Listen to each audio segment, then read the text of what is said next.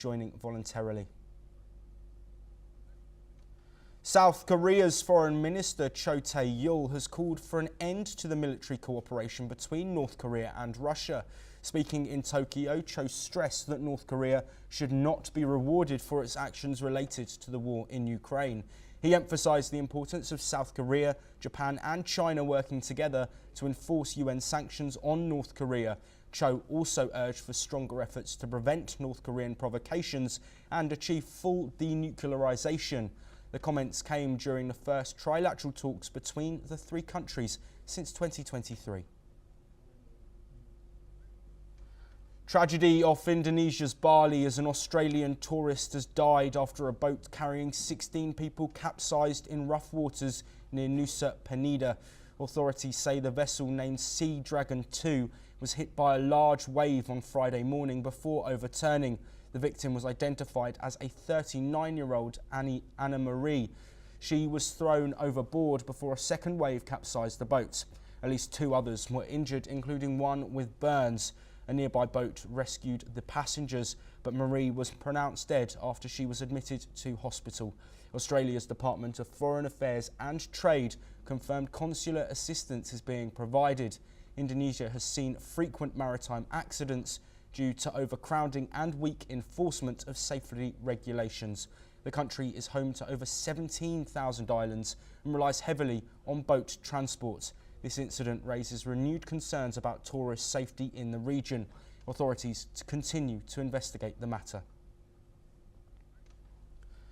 At least 4 people have died after a suspension bridge collapsed in Ecuador, 50 kilometers north of Guayaquil. The bridge, which fell into the Magro River on Wednesday, caused 4 trucks, a car and 2 motorbikes to plunge into the water. Rescuers have found 4 bodies and 1 person remains missing. The bridge connecting the province of Guayas to northern regions had not shown prior signs of damage, though authorities believe it may have been overloaded.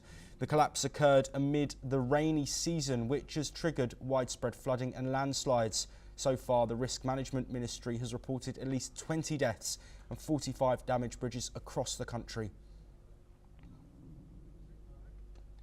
Mexican teachers concluded a 72-hour strike with a march to the National Palace in Mexico City, demanding improved retirement conditions. Organised by the Public Education Workers Union, thousands of teachers marched to Zocalo Square, where they established a camp in front of the government building. The teachers are calling for the repeal of a 2007 law that increased the retirement age from 58 to 65 for men with 30 years of service and to 28 for women, among other demands. CNTE representatives met with the Education Minister on March the 18th, securing an agreement to withdraw a proposed reform of the Institute for Social Security and Services for State Workers. Despite this, the strike persisted. President Claudia Sheinbaum stated on Friday that her government is open to dialogue, emphasizing Mexico's universal retirement pension of $306.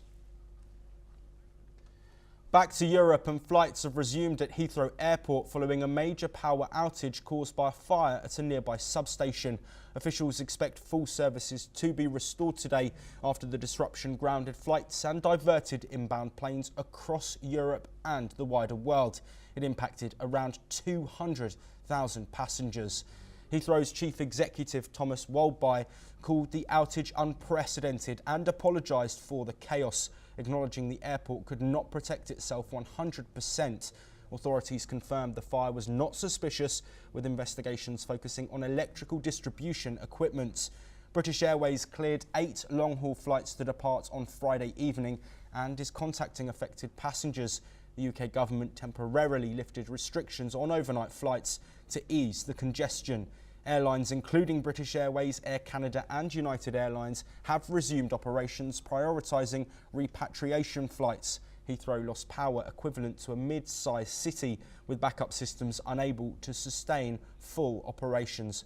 Passengers are advised to check with airlines for updates. And with that is all we have time for, but we will